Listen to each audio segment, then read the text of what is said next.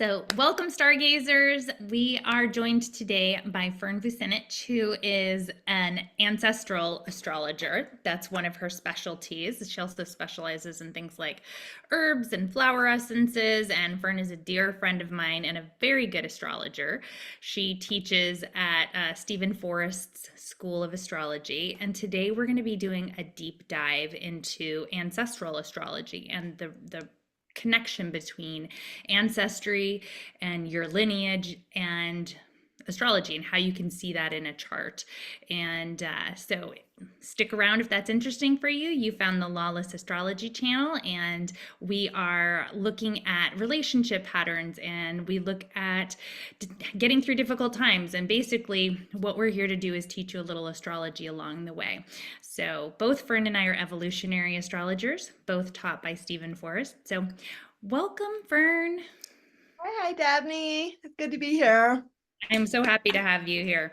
So, do you want to talk a little bit about what ancestral astrology, what you mean by ancestral astrology? Sure. So, astrology can be used in so many different ways and so many different, there's so many different themes of astrology, so many different medical astrology, mundane astrology, and always relationship astrology. And ancestral astrology is just sort of an expansion of relationship astrology with a focus on the family. And this is something that all beginning astrologers do usually. Once you've kind of looked at your chart, you start to branch out and look at romantic partners' charts, and then you look at your family's chart. And so ancestral astrology includes not just your parents' chart and your grandparents' chart, but also if you have access to birth data going back even further than that. So, a lot of times, can you get that with a genealogist, or how would you find that? Yeah, when I've taught my ancestral astrology classes, the one of the most frequently asked questions is, how do I get my great grandparents' birth time? Because, usually you can't find that. And there's so much information that you can get to find the patterns in an ancestral astrology lineage without the birth time. So I talk a lot about that, what you're looking for, but you can also look at baptismal records, because I know I've found my great-grandparents' birth times not listed on their birth certificates, but finding baptismal records where they will often list that birth time. But it's really not necessary, especially if you're going back multiple generations. And yeah, a genealogist, but a lot of times on public records, immigration records or census records, they'll have at least the birth date. Yeah, and you can get a lot of that stuff. I was doing kind of a genealogy project during COVID, and Ancestry.com actually has a lot of those records where you can kind of like follow one lineage. Like, so let's say you're interested in the patterns of your maternal lineage, and like your mother had this, and then your grandmother, and like what's kind of been passed down astrologically. Why do you think that people want to know this information? Do you have any examples of, something interesting that you've seen a student find? Yeah, so I will often recommend that people, with all my astrology classes, not necessarily even the ancestral astrology, but even basic astrology, that people just start really simply and really stick to the basics. So a lot of times I'll say, pick up a planet or pick a sign that's interesting to you, and then pick, say, 3 generations. It can even be you, your children, and your parents, or you, your parents, your grandparents, and look for where that sign or planet shows up and look for pattern. So, or on the other side of it, people who are already astrologers, they will have a sense of, it's really weird. I have a moon square Pluto in my chart, and my mom has her moon in Scorpio, and my grandmother has moon conjunct Pluto. So they're already seeing these overlay of patterns. And I think when you see that pattern, you start to understand, oh, this is a piece in my ancestral weave that needs to be healed, and it's been passed down through many generations and it's still remaining. So let me take a look at these issues of Moon Pluto or Moon Scorpio. What does that mean? You know, how can I take that on and do some healing around it? Yeah, one of the things that's interesting to me is because I used to specialize in children's charts. And so I used to have a business called Astro Cutie, and I looked at the parents and the children, and 9 times out of 10 there was tremendous synchronicity in the sun, moon, and ascendant, where there would be overlap. I mean, just tremendous overlap. And even in my own life, like my husband is a Leo with a Leo moon, and my son is a Leo with Leo rising. So there's always kind of those connections that you see directly with your children.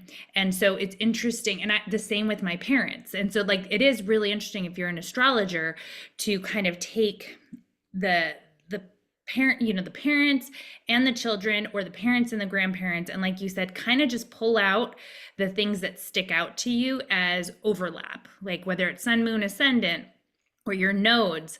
My son shares the same nodes that I share, like, so, and those are things that are going to give you a lot of juicy information. Yeah, yeah. And again, I recommend people really, if you pick one theme, to stick with it for a while. So let's say you decide, oh, I'm going to look at the nodes in my family's chart. Before you branch out and start looking at sun, moon, rising, overlap, stick with the nodes and really track that through as many generations as you have the information available. Because sometimes I'll see people trying to compare the whole chart to the whole chart many generations, and then it's just too much information and people get overwhelmed. But when you really kind of narrow your lens and focus on one area, you start to see these amazing synchronicities and patterns that are in family. So would you say that, the healing work then is sort of like, let's say have struggled with relationships, and you always seem to pick the wrong man, just as an example.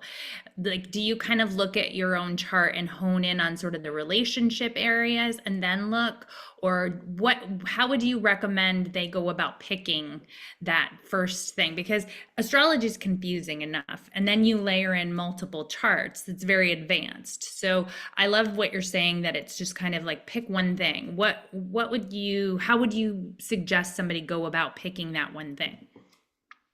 Yeah, I mean, I think what you said is a really interesting way of potentially finding those patterns in the chart, is looking at a major issue that you've had in your life. And if you match that to a planet, like this, in this case, it would be Venus, because Venus rules relationships. So then you might want to go back and look at both your mother and father's lineage and see what's going on in relationships. And you may not necessarily find that pattern, in which case I would say, well, try Mars then, or try the seventh house.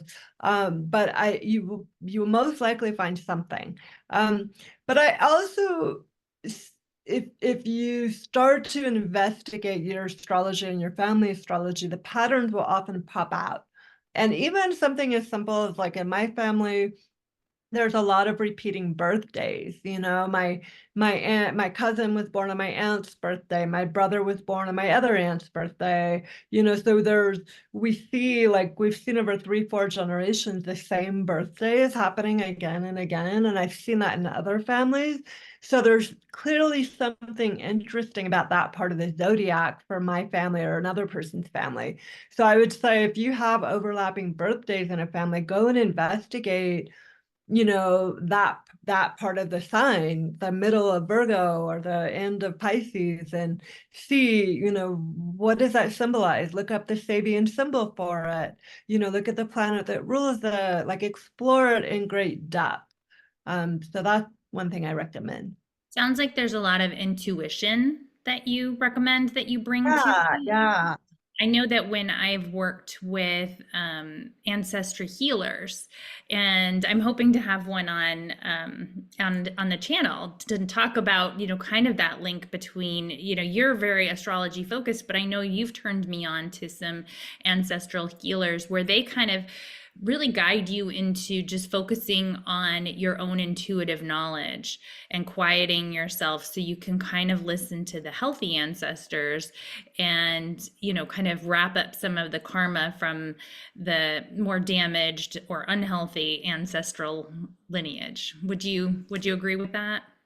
Yeah, absolutely. And that's part of, when I did my studying and my practice with ancestral medicine, practitioners, one of the things that's come out of that is sort of a hybrid of that ancestral medicine work and astrology and my herbalism work, which is when you start to identify a planet or a sign or some kind of signature that's really strong in your family's chart, you can, and I'll give the example again of Venus. You can look up the herbs and the plants that go with Venus, look at the stones that are associated with Venus, the flower essences, the sounds, the metals, all of the kind of Venusian allies that we find in nature, and really bring those into your life and make an altar out of them, do rituals with them.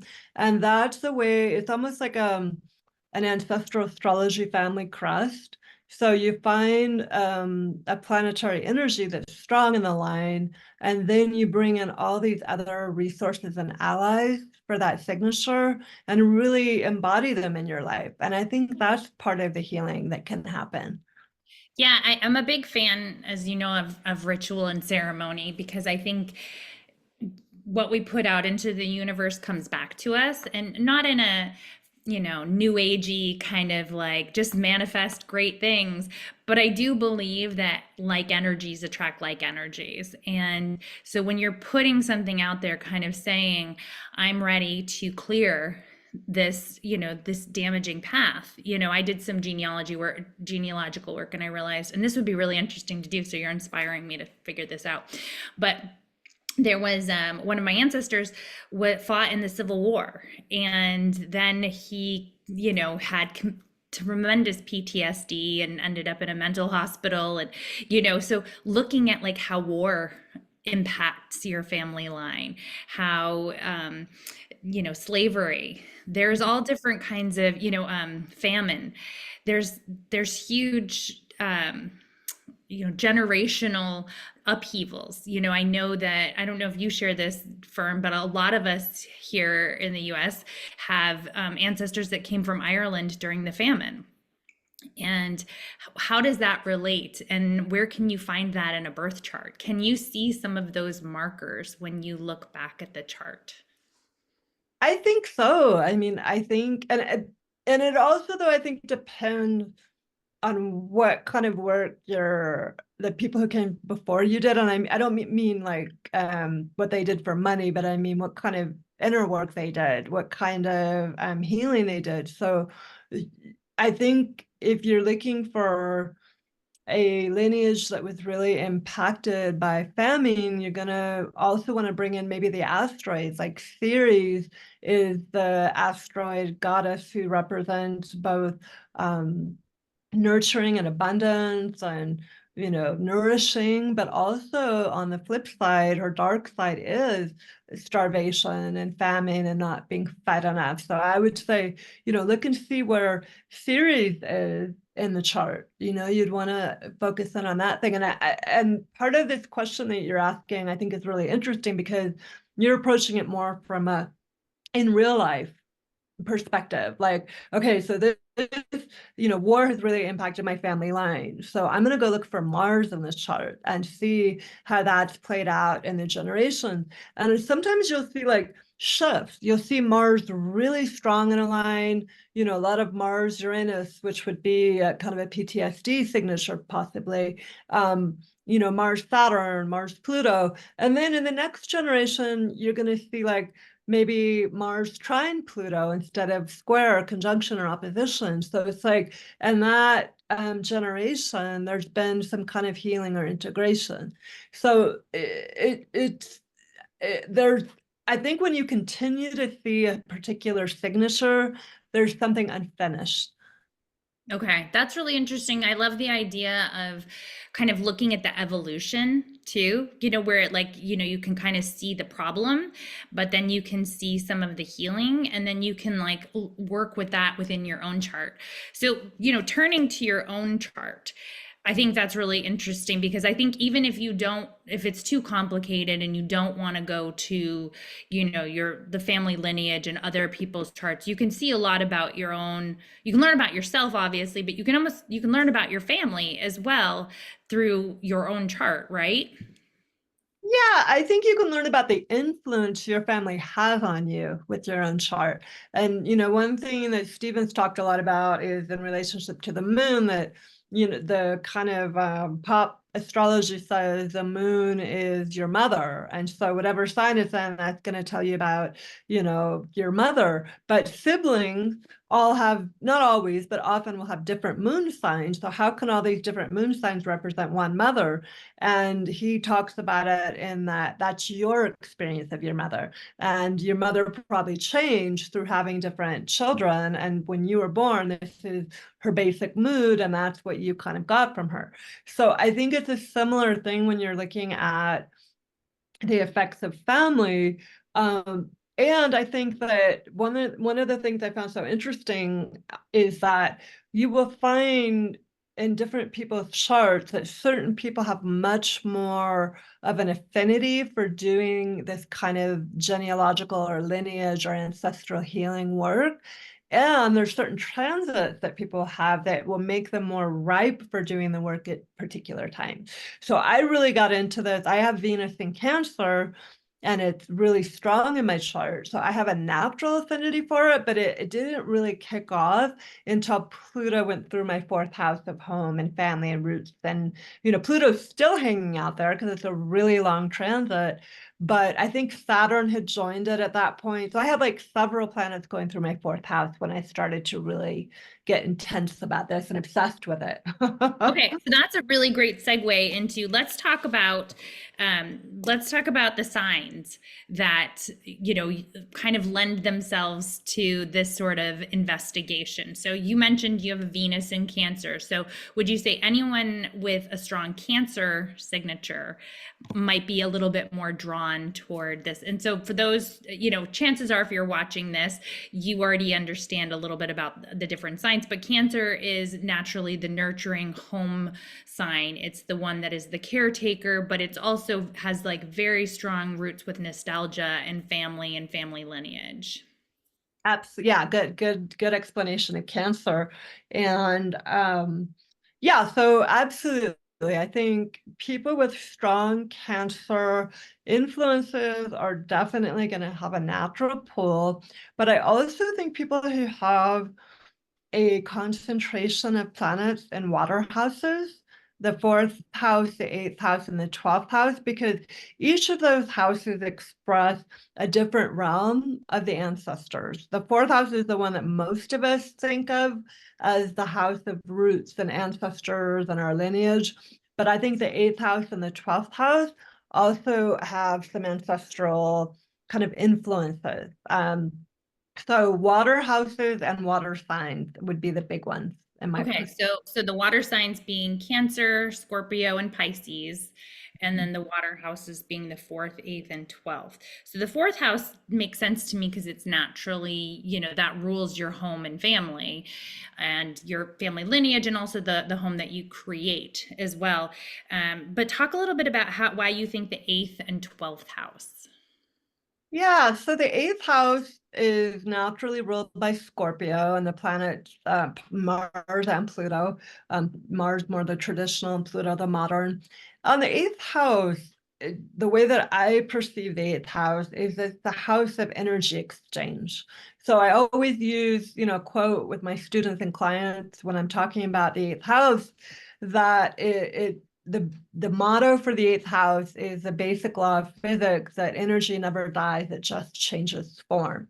And to me, that is the epitome of the eighth house, because it's a house of sex, death, and other people's money. It's all about energy exchange. It's also the house of birth. So when we die, we go from being embodied to being a spirit. So there's an exchange of energy. When we're born, we go from a spirit to a body.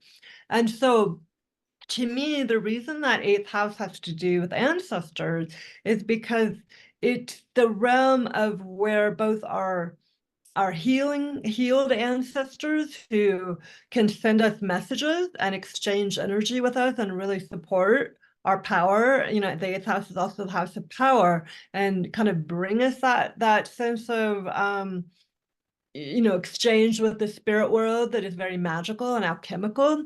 But it can be the house of ancestral ghosts.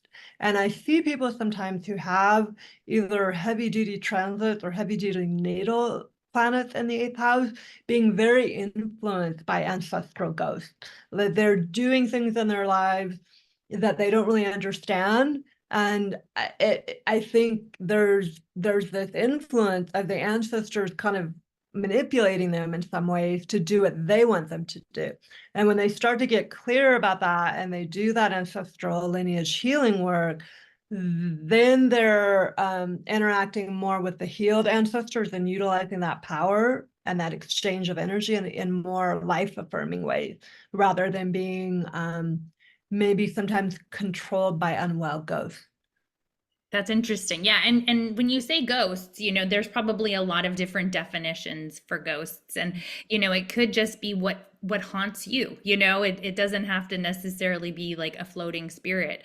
But for some people who are in touch with that, they may have kind of more of a link to their actual, ancestors that have passed. I know it's interesting that Anne Ortley, I recently took a class with her, and she was talking about how on the cusp of the ninth house, you're looking at like information that will tell you about your death, like how you came into this incarnation. And so that, because it's the end of the eighth house before we go into the ninth house of birth, of kind of taking our first breath and going out into the world. So it's kind of an interesting link there with kind of looking at your own death as well. And there's probably some interesting patterns. So like with everything with astrology, it sounds like it's a lot of pulling threads. So would you say the same with the 12th house? Because that's where the veil is very thin. Yeah, so the 12th house, and other astrologers have talked about the ancestral influence of the 12th house. And the way that I perceive it or understand it is that it's the house of this more spiritual or unconscious influences that we inherit from our ancestors. So a lot of times this is something these are areas I think people don't really discover until either later in life or until they've done a lot of exploring in the unconscious realms. And then, maybe with Neptune in the 12th house, you start to understand that you have a long ancestral lineage of alcoholism. And so but you didn't know that before, and you find yourself developing a drinking problem. So I'm using the more negative interpretation of 12th house, and there are many positive interpretations as well, but that's kind of a more obvious way. Like sometimes there's a starvation of spirit that happens in the lineage, and when you start to feed it, when you start to connect more to your spiritual self, and then you're able to access the sort of natural inclination for spiritual connection that Neptune in the 12th already has. So there's a lot of, different ways to explore the 12th house and its connection to ancestral kind of inheritances. But I think because it's the 12th house, you can't do it head on. You have to do it in a 12th house way. So through your dreams, through prayer, through talking to the spirits, making altars, that's how you're going to access that 12th house inheritance. So would you also say then to look at the planets that are associated with those houses, like the moon, Neptune, and Pluto? Yeah, I think absolutely the houses, the planets that are associated with those houses, but also any planets you have in those houses. So it's more, astrology to me is a tracking of patterns and symbols. So a lot of times you're going to see the same patterns show up in many different ways. You're going to see the moon in the eighth house sextile Pluto. And so you're gonna get a lot of the Scorpio influence. And then somebody has Venus in Scorpio. So you're looking for Scorpio theme. But it really is about tracking patterns. Okay, yeah. So it's interesting to me because I think of Chiron as having to do with ancestral lineage, but Chiron's in my fourth house. So Yeah. would you say that, other people would consider Chiron and think of Chiron, or is that sort of unique to me because it's in my fourth house? I think it's unique to you because it's in your fourth house. Because I've never really associated Chiron with ancestral lineage. And I think it's really interesting that you do have it in the fourth house and that there is that association. Yeah. So any other asteroids that so Ceres you said would be a good one to look at because that also has ties to the mother and that Yes. maternal link. Any other asteroids that you like to work with? I think it really depends on like you were bringing in these real life themes that you're aware of in your lineage. And so I think it does depend on those themes. I mean, maybe there's a history, more of a Juno history where you know that in your family line, there's a long line of marriages that feel very more about building the family kind of fortune than they are about love, and that might be a Juno signature. So I think there's a way to match up the meaning of the planets and the asteroids with the real family themes that still seem very heavy or still seem that they need some work, they need some healing, they need some movement, they need some transformation. So I think it's just a matter of getting to know the planets, the signs, the asteroids, and then figuring out how you can kind of match that up with the theme you want to work on. Mhm. I think that's really good advice because anytime even when you do a reading, right? And you know this as well as I do, like when you do a cold reading and just it's a recording or a stranger you've never met before and they're just very stone faced and they don't want to really give you any biographical information. It works, but it's not nearly as rich as when you're having a dialogue and you're not trying to necessarily prove that the astrology is real. It's more about investigating what's there. And so it sounds like with ancestral astrology, to make it as rich as possible, it's kind of like really taking a look at what is it that you want to learn and then kind of following those threads in that way, or using some of the biographical information that you find through either genealogical work or through meditation, through just discussing with your alive ancestors some of the patterns and things that they've seen throughout history with your family, and then kind of looking at that either in your own chart or taking several charts or even just taking your parents chart or your children's chart and really kind of digging in that way. Absolutely. I mean, like just in the example of your family, you just in this brief amount of time we've been talking about it, you've brought up a Leo theme because your husband, your son, and I know you have Leo in your chart. So there's kind of a Leo constellation that is alive in your, nuclear family. And And my so father's a Leo. He has a little yeah, sun in right. Leo. Yeah, there you go. So, and it'd be interesting to see if there's Leo influence in the grandparents' generation or the great grandparents' generation, just kind of going back and tracking Leo and then taking that and being like, okay, what's the positive side of Leo? What's the shadow side? How can we bring in the best of Leo and transform the worst of it? And that's enough. You could spend years working just on Leo. Oh my gosh, that's so interesting. I think that a lot of people would they get intimidated enough by astrology, I think. I mean, when I talk to my friends, I said, it sounds like you're speaking a completely different language. And in a lot of ways we are.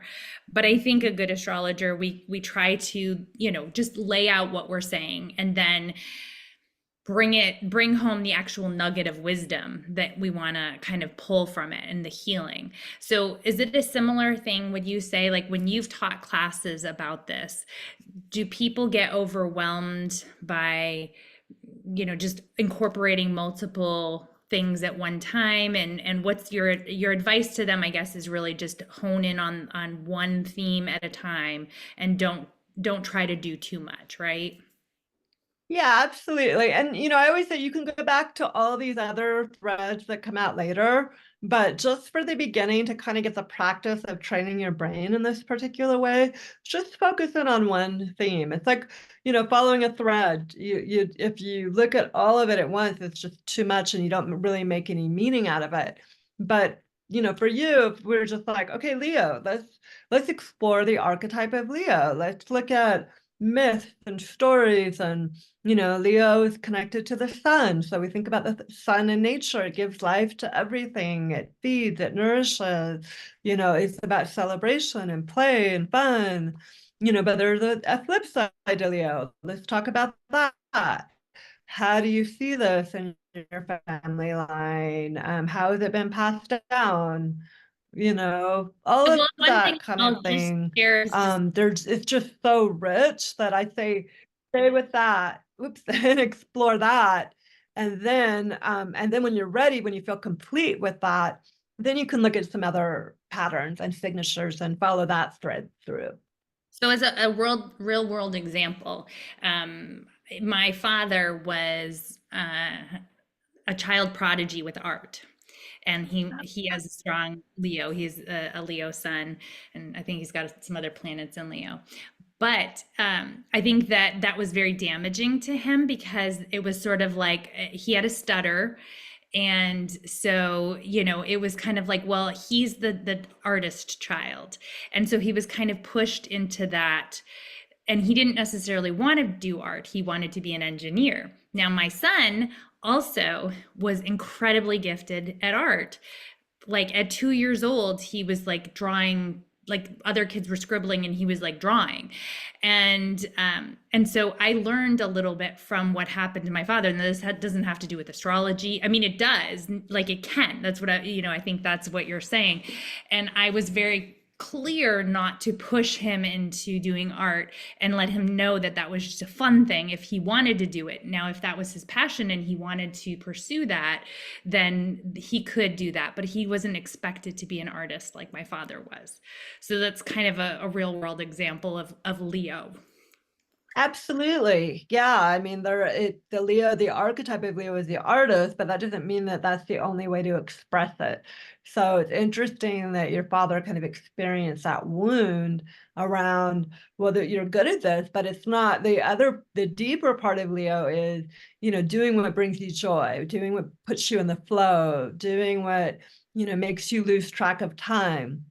And I always think about Leo as kind of very the positive Leo is being able to be in the present moment really easily, because when children are playing, which is a very Leo activity, they're not thinking about the past or the future, they're just right in the moment.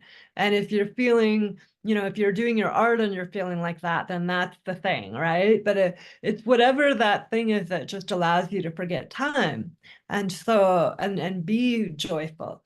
So I think that you have to look at the deeper layers of Leo too, not just the pop astrology thing that we think we know. Right, exactly, because they exactly like you said, like they'll say Leo is the artist, and a lot of times when I do a reading and someone has a strong Leo signature, I'll say how creative they are, and a lot of times people will sort of look at me because they're not quote unquote artistic, and like Right. they associate creativity with with art. But the reality is, like, my son's a great artist, but it's not his area of interest. He loves to make things. He loves to be creative, which is means creating, like whether that's machines or, creating programs on the computer. Like, I think that's what people have to realize is creativity can come in all different forms. It can be flower arranging, and it can be just the way that you leave notes around the house for people you love.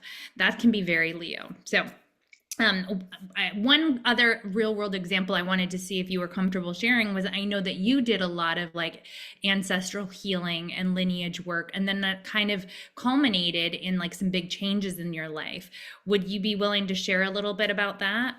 Yeah, absolutely. It's been a really amazing, magical journey that, hasn't always been easy, but I think that, part of the healing trajectory of doing this work has brought me to a place of feeling very rooted and at home and a much greater sense of belonging, both internally and externally. And so, example is I was born and raised in California. I never thought I would leave California. And through a whole series of events, I've ended up in New Mexico and being able to buy a beautiful home that I love. Last year, I hosted my first ever family reunion and, had 20 family members come to my home, and it was kind of like a home blessing. And it felt very much like, an offering that I needed to make to the ancestors I wanted to make. But that offering of hosting the family reunion really just brought a great sense of peace and culmination. Like I'd done my thing, it's not like I'll never do the ancestral healing work again. I think it's ongoing, but I'd done a big piece of work that needed to really be done. So yeah, it's been incredibly powerful and so rewarding. And with Venus in Cancer, I have a great love for it. I love like what you said too about, working with the transits, like when the transits come and say this is the time, because there's almost like like an internal need, like something just sort of breaks and you're like, I know I need to do this. And I remember when you were going through that that piece of, kind of closing out and healing different lines in your family. And then, you bought this home and there was fires all around it. And so then the ashes were kind of, I know your home was impacted by the fires. It didn't burn down, thankfully, but like that sort of cleansing karma, like the burning away of, what was and no longer is. So it's kind of like can be reborn. I can only imagine the wildflowers are really pretty this year in New Mexico. Yeah, yeah, no, that's interesting. I never forget about going through the wildfires here, but sometimes it's not fully present. But yeah, we like I don't know, a few months after we bought the house, there were the biggest wildfires in New Mexico history, and they burned down a piece of property and really impacted our house. We had to evacuate for several months, and that was kind of I was having Pluto opposing my Venus at the time. So it was having to really look at, destruction and collective trauma and family trauma and how that all relates, and just do a lot of repairing, of my nervous system and my relationship to trauma and all of that kind of thing. And just, Well, and just what a beautiful symbol that, like, once the fires cleared and you were able to be back in your home, that you then could, like, I know that you've made it so beautiful. Fern has like the best taste, and she and her the husband are great cooks, and so like it just have like the idea of you hosting a family reunion there just feels really like synchronistic with all the hard work that you've done on, healing family lineage and so congratulations. So I think that that's a really cool example of how, it doesn't necessarily mean it's easy. And, like anything, it's about intention and putting healing positive intentions. And that doesn't just mean like airy fairy positive. You had Pluto going opposing your Venus, and which is not an easy transit necessarily at all. And then, you had the stress of a wildfire, but you kind of leaned in to how you could transmute that energy and bring something beautiful out of it. And it seems like it's something beautiful came from it. Absolutely. No, it's funny because we're having this conversation today because yesterday was and it was the last day of Taurus season. We're coming to a close of Jupiter and Taurus, but my partner was laughing at me because he said, "You're so happy today because I finally had the time to garden and cook and just be like full on domestic goddess, and kind of wallow in it." And I really do feel such a great appreciation and gratitude for the opportunity to do that, both because of, so many experiences of displacement in my early life, and then with the fires kind of amplifying it all. And now to just come back, I think I don't know if I would have appreciated it as much if I would have gotten my first home when I was 25, or, it's like it taking this long and being such a journey. I'm grateful every day, so I think that's part of the Pluto trajectory. It is. Pluto always has a gift at the end of it. Well, so is there anything else about ancestral astrology that you would want to share, or do you feel like we've covered things? Yeah, I feel like we've covered a lot of territory, and I think the main thing I would say is just for people to try to not be intimidated if you can, to really just, if you know the sun signs, if you know the basic zodiac signs, if you know your sign, go back and look for that sign in your family and see how it's played out, because you don't need to make it too complicated. You don't need all the birth times of your family. You don't need to know all the planets. You don't need to know the aspects. Just focus on what you do know and look for that and go deeper with it. So, yeah. Yeah, and if you want a reading from Fern or you want to explore this a little more, she does teach classes in it. I'm going to put her information below, but she's Ystar Astrology at ystars.com, and you can follow her on Instagram, and hopefully she'll come back on here and talk about flower essences, because that's another cool thing she does, is flower essences and her. Anytime I have an ailment, I ask Fern and she helps me. So, all right. Well, thank you so much for joining us. This was really enlightening and interesting. And so, as always, I hope that you guys enjoyed this as well. Please like, subscribe, share, tell other people, and comment if you have any interesting stories about something that in your family lineage, or where you share the sun, moon, ascendant with your parents. It's really interesting for other people to learn that that is pretty common. So, as always, there is a reason and a season for it all, and the universe is conspiring to help you. So, have a great week, everyone.